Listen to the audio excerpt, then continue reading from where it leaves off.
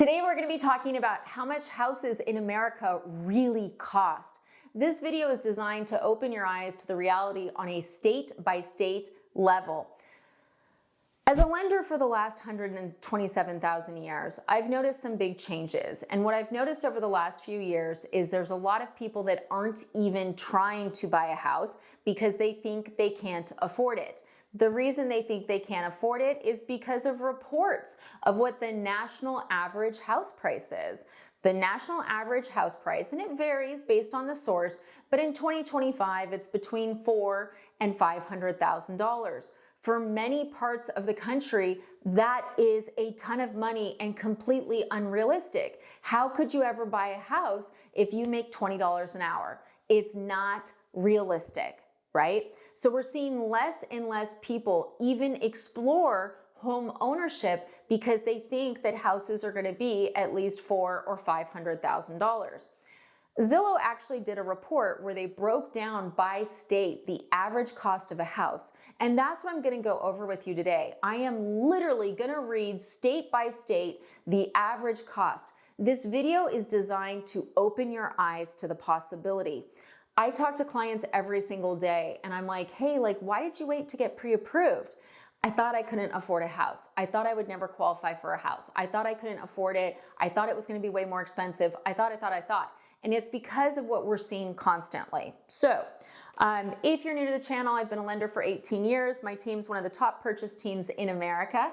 If you're looking for a lender, please call us 786-933-2077. If you guys have been watching me for years, can you please drop a like or a comment? The algorithm really hates me right now and I'm not sure what to do. So all help appreciated. Okay, let's start reading through these states, okay? I am going to read every single state. So listen for your state, and if you're surprised by the number, let us know. Okay, here we go. Bear with me.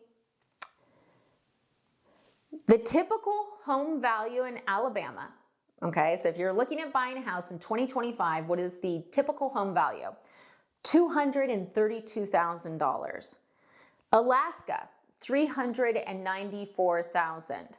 Now, I will say some markets are really driven by scarcity. Alaska is one that comes to mind because whenever I go on a map with a client for Alaska, there's not a lot for sale. You need to know the local realtor. It's a whole vibe.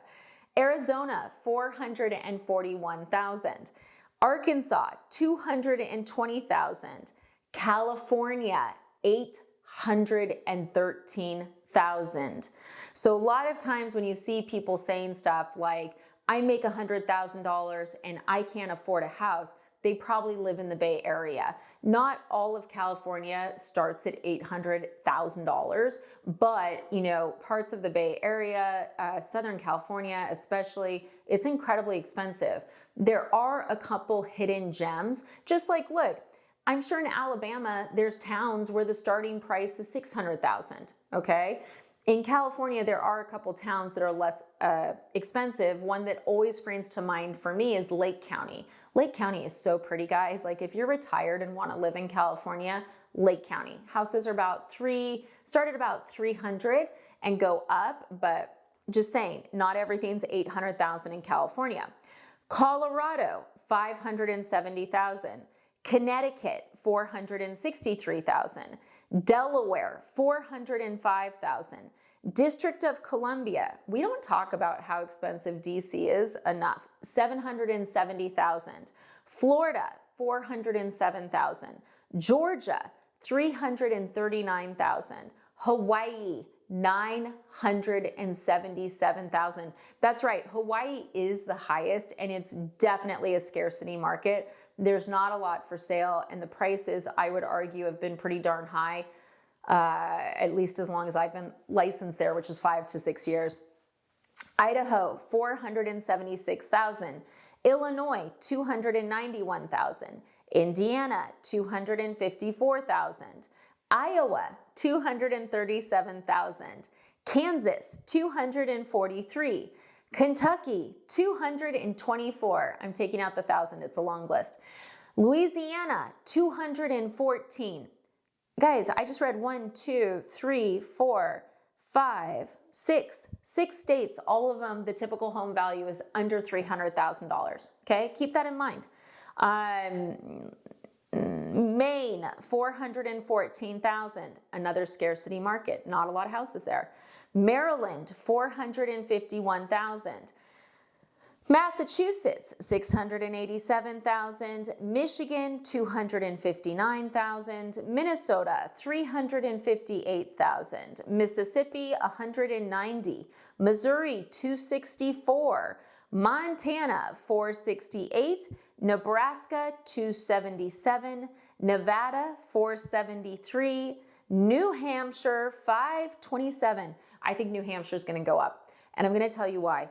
I think we're going to see more and more people move from Massachusetts to New Hampshire because New Hampshire got rid of state income tax this year. And that's a big thing that a lot of people don't realize yet. And what we've seen over the years is this migration into no income tax states. It's one of the reasons Florida and Texas have jumped so much. But Florida and Texas, their average price has stayed relatively conservative. Because there's so much building, but New Hampshire's not an area that we've seen, really expand like Texas and Florida. So I think New Hampshire's really interesting. New Jersey, 587,000. New Mexico, 317,000. New York, 486,000. Now look, I know anyone in New York City watching this or the New York suburbs is going to be like, 486,000, I can't even get. I know. Look, they combine upstate in there, okay? So keep in mind, New York has very, very different real estate markets depending on where you are in the state. North Carolina, 340,000. North Dakota, 289. Ohio, 245. Oklahoma, 219. That's a lot of me saying 200 something, guys. Oregon, 517,000. Pennsylvania, 286,000. We're starting to see more people move to Pennsylvania too right now. Rhode Island, 506,000. South Carolina, 307,000. South Dakota, 321,000. Tennessee, 336, we're close. Texas, 309,000. Utah, 547,000. Vermont, 406, that's a scarcity one as well. Like how many houses are in Vermont? Like 12? Okay, Virginia, 416,000. Washington, 629,000. West Virginia, 170,000. Wisconsin, 333,000. And finally, Wyoming coming in at 366,000.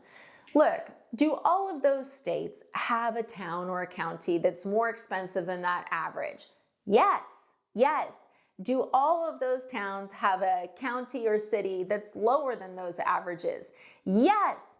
But the key is it's an average. So instead of looking at the national headline that's 400 or 500,000, look at your state's national average. For people in California, yes, you're going to be depressed if you're in the Bay Area. You can't really get I don't think you can. I mean, yeah, you can't get a house for 400,000 in San Francisco. Like, I don't think you can unless it's an affordable housing program. Even those seem higher. But that's the thing about all of this is that it's important to look at the average, because listening to people from California or DC, and they're not saying they're from California and DC, and you live in Mississippi or Missouri, it's a totally different world. It's one of the reasons we see so many people moving from high-cost states to other states. It's because they want some level of affordability. So look, I hope this video was helpful. I know me reading a list is boring, but at the same point, it's such good information, because everyone thinks it's going to be $500,000, and it's like, no, you're in a state where, like, look, there's certain portions of some states where someone's like, oh, I only qualify for 150. I'm like, cool, let's go on the map. I'm like, there's like 75 houses for sale. Which one do you want? So pay attention to your local markets, ignore the national news. Home ownership likely is within reach, but never be afraid to look or to try. That's the most important message. Thanks for watching, guys.